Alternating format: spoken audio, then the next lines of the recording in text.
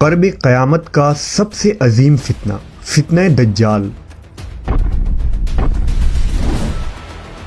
وہ جب ظاہر ہوگا تو ایک خاص قسم کی سواری پر سوار ہو کر نکلے گا۔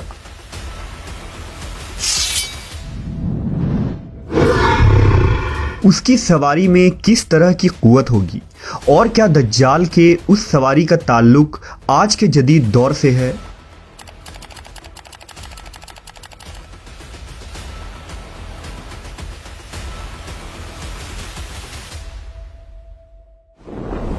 دجال امت مسلمہ کے لیے سب سے عظیم فتنہ قرار دیا گیا ہے۔ حضرت آدم علیہ السلام کی تخلیق سے لے کر قیامت قائم ہونے تک کوئی بھی فتنہ دجال کے فتنے سے بڑھ کر نہیں ہے۔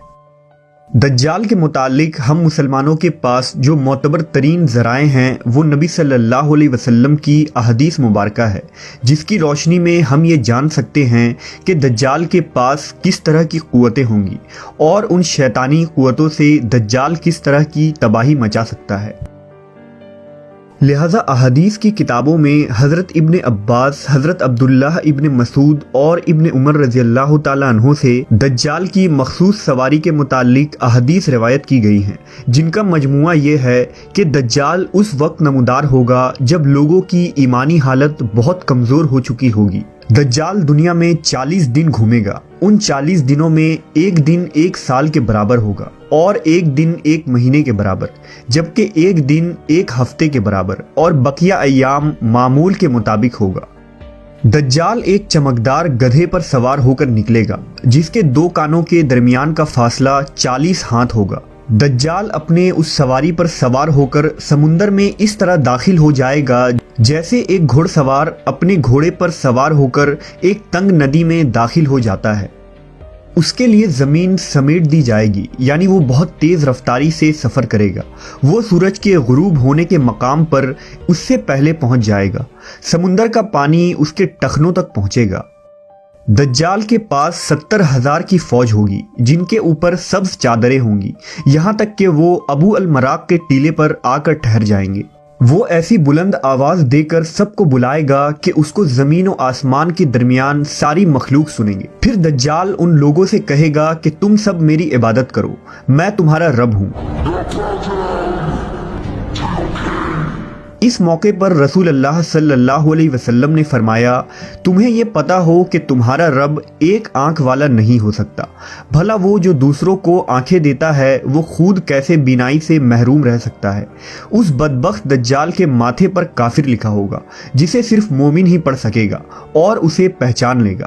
دجال اپنے گدھے پر سوار ہو کر ساری زمین پر گھومے گا۔ اس زمین کا کوئی میدانی، صحرائی اور پہاڑی علاقہ ایسا باقی نہیں بچے گا جہاں وہ نہ جائے، سوائے مکہ مکرمہ اور مدینہ منورہ کے۔ اللہ تعالیٰ ان دونوں جگہوں کے فرشتوں کے ذریعے حفاظت فرمائے گا۔ دجال جب وہاں داخل ہونا چاہے گا تو فرشتہ اس کا رخ پھیر دیں گے۔ یہ ایک عظیم الشان پیشن گوئی ہے جس میں دجال کے ایک عجیب و غریب قسم کی سواری کی طرف اشارہ ہے جو آخری زمانے میں ظاہر ہوگا اور اس کی وجہ سے سفر میں آسانی اور سرعت پیدا ہو جائے گی۔ ان احادیث کی بنیاد پر یہودی خاص طور پر گدھے کی تعظیم کرتے ہیں اور وہ اپنے خفیہ عبادات میں گدھے کو ضرور شامل کرتے ہیں۔ بعض لوگوں کا یہ دعویٰ ہے کہ اپنے عبادت کے دن خفیہ طور پر یہودی ایک گدھے کو اٹھا کر بیت المقدس میں لے جاتے ہیں، جہاں مختلف رسم و رواج کے مطابق اس گدھے کو سجایا جاتا ہے۔ صحابہ کرام کے ذہن میں اس وقت یہ سوال ضرور آیا ہوگا کہ ایسا گدھا کہاں سے آ جائے گا جس کی لمبائی اور چوڑائی اتنی دیو قامت ہوگی، لیکن صحابہ کرام نے حضور سے اس حدیث کو جیسا سنا ویسا ہی یاد رکھا اور آج ہم تک یہ ساری احادیث پہنچی۔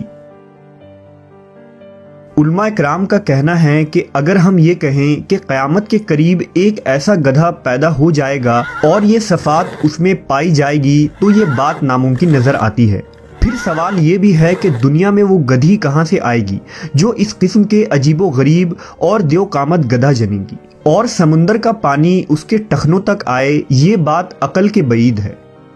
کچھ محققین کے رائے کے مطابق دجال کی سواری کے لیے حدیث میں لفظ دابہ یا جانور کا لفظ استعمال کیا گیا ہے اور وہ کسی بھی طرح کی سواری ہو سکتی ہے۔ لہذا محققین کے رائے کے مطابق ممکن ہے کہ دجال کی وہ سواری اڑن تشتری یا جدید ہوائی جہاز کی کوئی ایڈوانس شکل ہو۔ غرض یہ کہ ہم جانتے ہیں کہ آج کے اس جدید دور میں ہوا اور آواز کے رفتار سے کئی گنا زیادہ سپر سونک جہاز تیار ہو چکی ہے، اور اڑن تشتری کے قصے بھی پچھلے 100 سالوں میں بہت مشہور ہوئے ہیں، جن کو یو ایف او کہا جاتا ہے۔ ان یو ایف اوز کو دیکھے جانے کے واقعات زیادہ تر برموڈا ٹرائنگل کے نزدیک ہوئے ہیں، جو فلوریڈا کے قریب ہے۔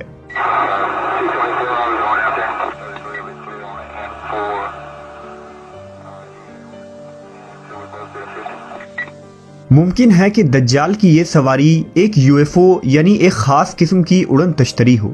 ان تمام باتوں سے یہ نتیجہ نکلتا ہے کہ جدید دور میں تو یہ یو ایف اوز اور سپر سونک جہاز انسانوں کے فائدے کے لیے استعمال ہوگا، لیکن مستقبل میں جب دجال تمام ٹیکنالوجی پر قبضہ کر لے گا تو وہ انہی جدید سواریوں یا اس کی کوئی ایڈوانس فارم پر قبضہ کر کے پوری دنیا کے کونے کونے تک چند منٹوں تک پہنچ جائے گا۔ یہ تمام باتیں اس جانب اشارہ کر رہی ہیں کہ خروج دجال کا وقت اب زیادہ دور نہیں۔ بلا شبہ یہ فتنوں کا دور ہے، اور اس وقت انسانیت دجال اور دجالی قوتوں کے فتنہ عظیم کی طرف بڑھ رہی ہے۔ لہذا دجال، اس کے حمایتی اور اس کے قوتوں سے آگاہی رکھ کر ہی ہم اس فتنہ عظیم سے اپنی اور اپنے ایمان کی حفاظت کر سکتے ہیں۔